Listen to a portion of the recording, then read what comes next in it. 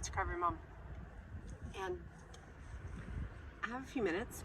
I had a question in one of my videos about extreme hunger and if we can fully recover and not give in, not fully answer to our extreme hunger. Can we still recover and not do that?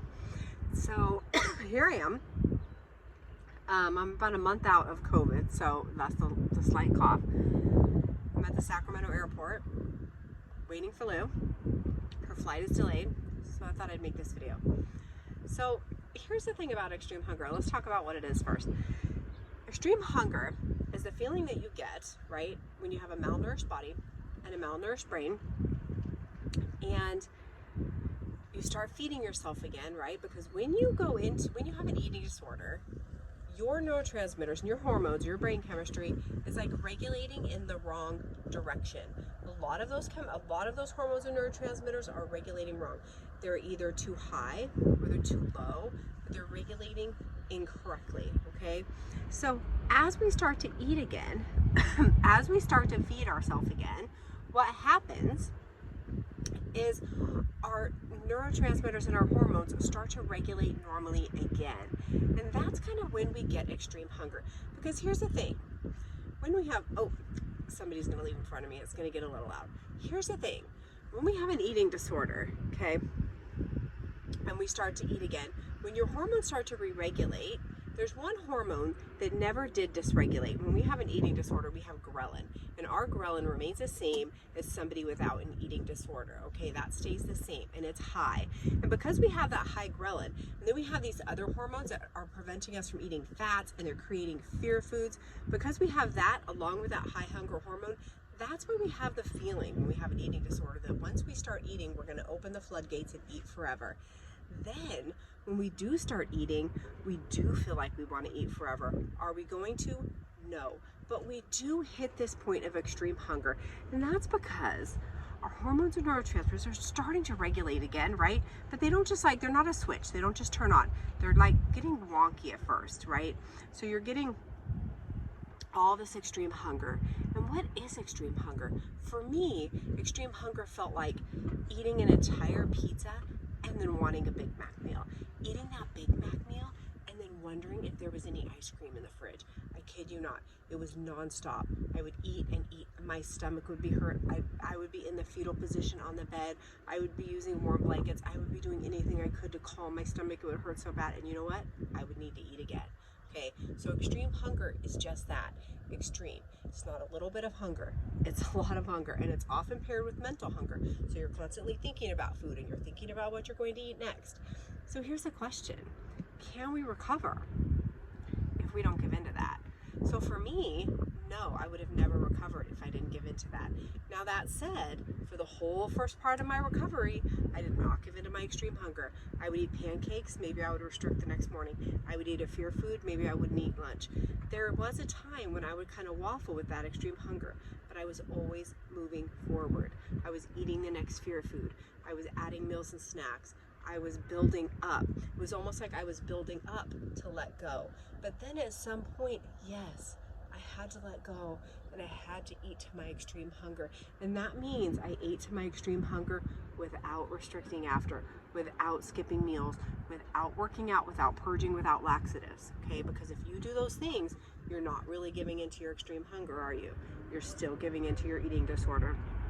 And also what I will say, if you have an eating disorder and you eat an entire pizza in recovery and your brain wants a cheeseburger, okay?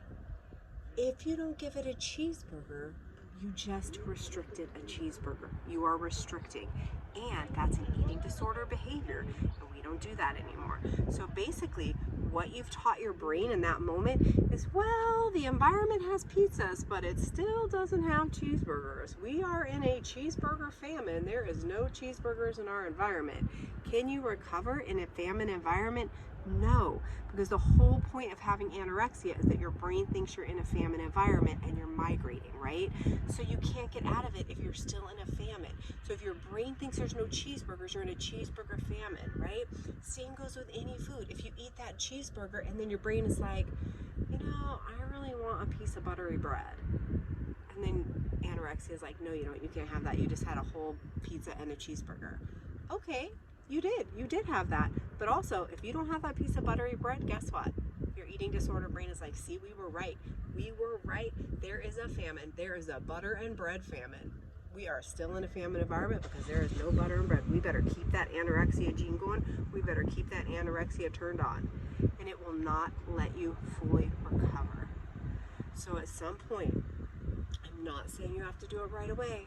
I don't want you to run back to restriction. I don't want you to run back to purging. I don't want you to fall back into old habits, right? I baby stepped in. I went little by little. But at some point, you are going to have to give into that extreme hunger to fully recover. You have to. Because if you don't give into extreme hunger, you are restricting. Every time you say no to your hunger, extreme or mental, it is restriction. And restriction is an eating disorder behavior. We cannot be doing eating disorder behaviors and be recovered. Those two things don't go. So you do have to give into that. One thing I will promise you, you will not get binge eating disorder. I know that's your fear. That was my fear, that's your fear, that's everybody with an eating disorder's fear. And it's because of the way that our neurotransmitters are messed up. That's why we have that fear. But you will not. Binge eating disorder is a whole different eating disorder than a restrictive eating disorder like anorexia. You will not get both of them. You will not swing from one to the other. I promise. I also promise you, if you give into your extreme and mental hunger, you will probably gain weight, right? But you will only gain to your set point. You will gain to your set. Maybe you will gain a little overshoot, but overshoot comes off and you will land at your set point. Your set point is where your body wants to be. It's where you get to live free. It's where you get to have the cheeseburgers and the fries and the pizza and the milkshake. You get to have all of that, and guess what? You're probably going to crave fruit and vegetables too. And you get to do all of that, and you get to do it without guilt and shame, right? So that is waiting for you. Unfortunately, we have to go through the scariest thing that we can think of to get there, which is to eat all the foods. Okay? But I also promise you that if you do that and you give in and you eat all that extreme hunger, you will get to the other side. You will be in a bigger body probably, of course. You were meant to be in a bigger body. Your set point is a bigger body. But that bigger body brings a life without eating disorder. And it brings freedom. And it brings hair. And it brings nails. And it brings a non-calculating brain. And it brings somebody who can have fun and you can go out and you can be in a restaurant again. It brings you all of that, okay? So all of that is on the other side of extreme hunger.